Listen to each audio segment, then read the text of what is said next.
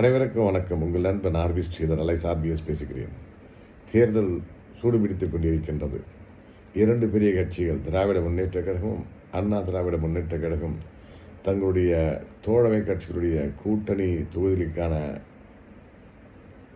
தொகுதிகளையும் பிரித்து எடுத்து அடுத்த கட்டத்திற்கு தேர்தல் பரப்புரைக்கு தயாராகிவிட்டார்கள். விறுவிறுப்பாக பேசப்பட்ட விஜயுடைய தாவக இன்று இந்து சூழலில் அவர்கள் இருக்கும் இடம் தெரியாமல் இருந்து கொண்டிருக்கின்றது.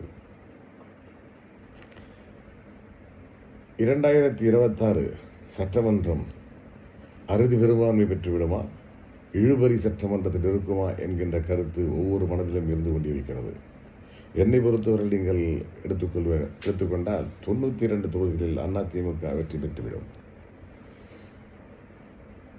திராவிட முன்னேற்ற கழகம் சுமார் 106 சட்டமன்ற தொகுதிகளில் அவர்கள் வெற்றி பெற்று விடுவார்கள்.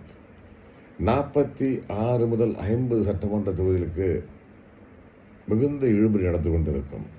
அவையெல்லாம் கூட்டணி கட்சிகளாக கருதப்படுகின்ற காங்கிரஸ், பாரதிய ஜனதா கட்சி, பட்டாளி மக்கள் கட்சி,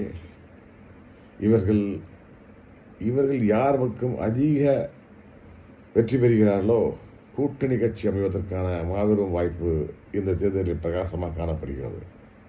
ஸ்பாய்லர் என்று சொல்வார்கள். கடந்த சட்டமன்ற தேர்தலில் ஸ்பாய்லராக இருந்த நான் தமிழர் கட்சி. ஏனென்றால் 32 தொகுதியில் அதிமுக வெற்றியை அவர்கள் பறித்து விட்டார்கள்.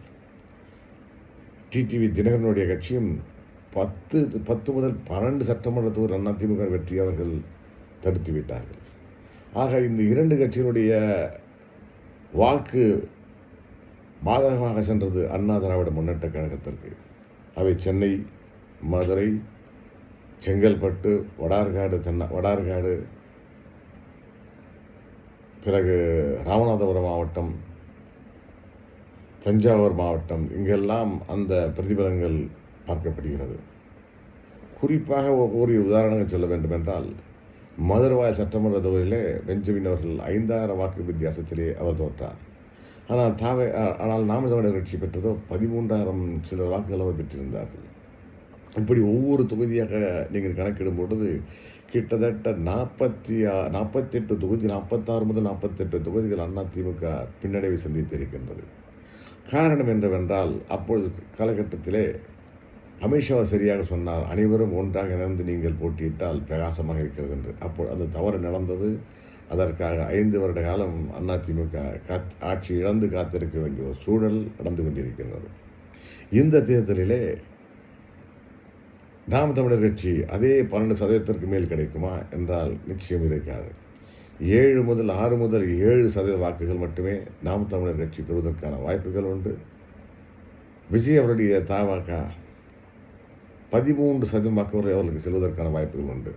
இந்த 13 வாக்குகள் எங்கிருந்து வரும் என்றால், மனிதநேய கட்சியினுடைய வாக்கு வங்கி சரிந்து அது தாவேக்கும், பாரதிய ஜனதா கட்சியுடைய சில வாக்கு சதவீதங்கள் குறைந்து அண்ணாமலை அவர்கள் கொடுத்த 13 நாடாளுமன்றத்திலே 11 சில வாக்குகள் அவர் எடுத்து கொடுத்தார். அதிலிருந்து கொஞ்சம் சரிந்து 1%, 2% சரிந்து அது விஜயுடைய தாவேக கட்சிகள் செல்வதற்கு வாய்ப்புகள் உண்டு. ஆக என்னை பொறுத்தவரை 13% வாக்குகளுக்கு மேல் விஜய் அவர்கள் எடுப்பதற்கு கடினம். விறுவிறுப்பான அடுத்த ஒரு சிந்தனையோடு உங்களை விரைவில் சந்திக்கிறேன். உங்கள் நண்பன் RV Sridhar alias RPS. Bell பட்டனை கிளிக் பண்ணுங்கள், சப்ஸ்கிரைப் பண்ணுங்கள். வளமான தமிழகம், வலிமையான பாரதம். ஜெய்ஹிந்த்.